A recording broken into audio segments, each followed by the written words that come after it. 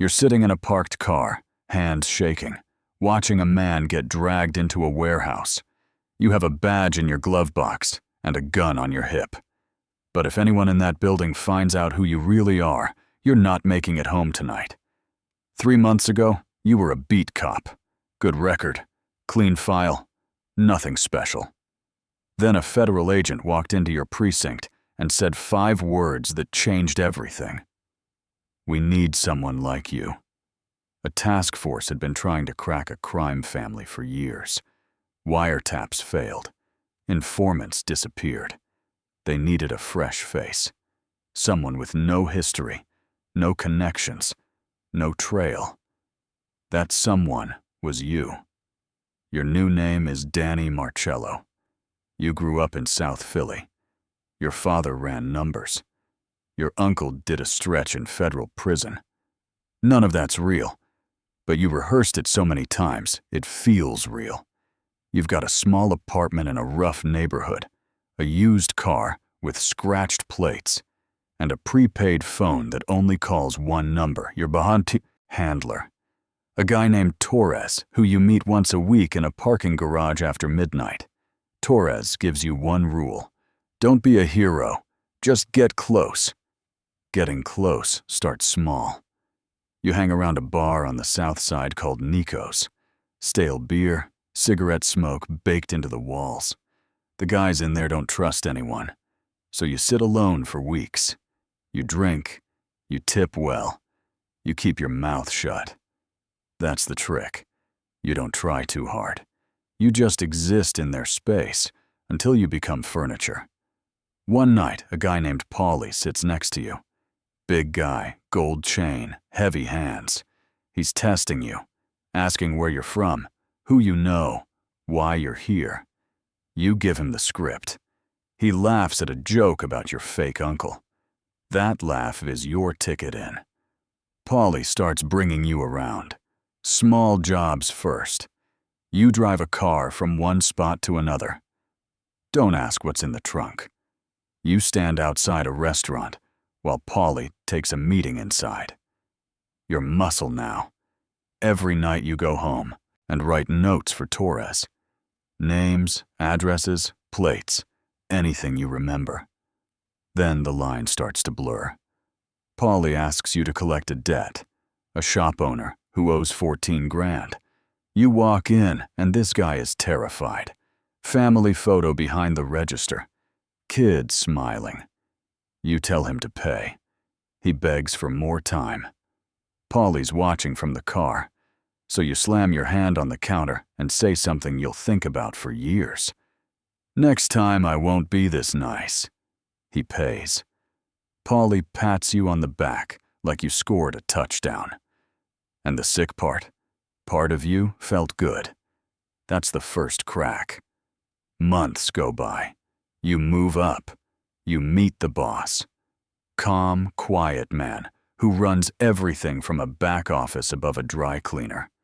He doesn't yell, doesn't threaten. He just looks at you with flat, dead eyes and decides if you live or die. He shakes your hand. Paulie tells me you're solid.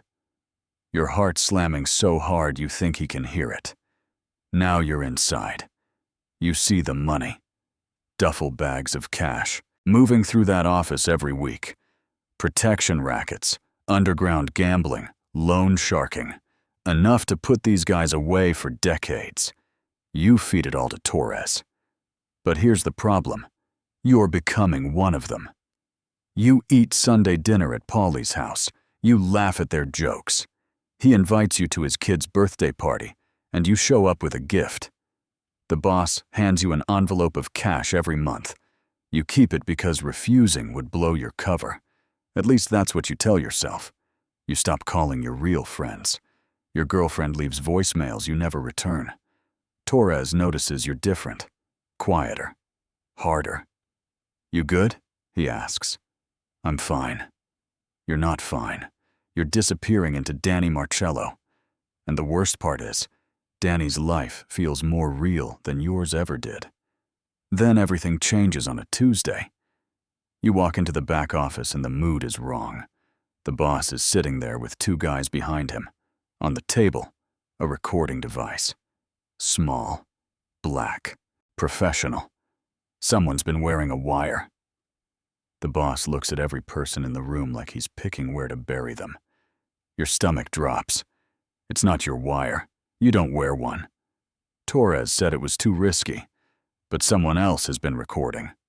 Doesn't matter who. Because now the boss is paranoid, and paranoid bosses kill people to feel safe. He starts with a guy named Marco. They find Marco's car at the bottom of a river the next morning. Then loyalty tests begin. Phone records pulled. Guys getting followed. It's only a matter of time before someone points at you. You call Torres from a payphone. "Get me out." He says the case isn't ready. They need more time. You almost throw the phone through the glass. "I don't have time." Two guys are already asking about your past. They want to meet your family, visit your uncle in prison, the uncle who doesn't exist. 3 days later, Paulie takes you for a drive. Doesn't say where. You're watching the streets, memorizing turns, wondering if this is it. He pulls into a diner, tells you to relax. "There's a rat," Paulie says. "Boss wants it handled." He looks at you. You and me. We find out who. Maybe you're hunting for a rat while being the closest thing to one in the room. Every conversation is a minefield. You sleep with a chair against the door and a bag packed by the window. Torres finally calls. "Friday night, gas station on 5th, 11 sharp, gray van, get in, don't bring anything." 5 days that feel like 5 years. You go through the motions, sit in meetings, laugh with Paulie, shake the boss's hand, and every second, you're counting down. Friday comes. You tell Paulie you're sick. Walk 6 blocks to the gas station. The van pulls up at 11. You get in. 2 agents inside. Nobody says a word for 20 minutes. 6 months later, you testify. Courtroom is packed. The boss stares at you from the defense table like he's trying to set you on fire with his eyes. Paulie won't look at you. That hurts worse than any threat. You gave them everything. Names, dates, amounts, recordings from your debriefs with Torres. Enough to bring the whole family down. Boss gets 30 years. Paulie gets 12. Others catch various sentences. You get a new identity. Again. You move to a small town nobody's heard of. New name, new documents, quiet job. You don't talk about where you came from. But at night, you still think like Danny Marcello. You case every room you walk into, check the exits, read people's hands. Torres calls every few months. You adjusting? Yeah, you're adjusting. But there's a part of you still sitting in that bar, waiting for Paulie to walk in and buy you a drink. And you're not sure that part ever leaves.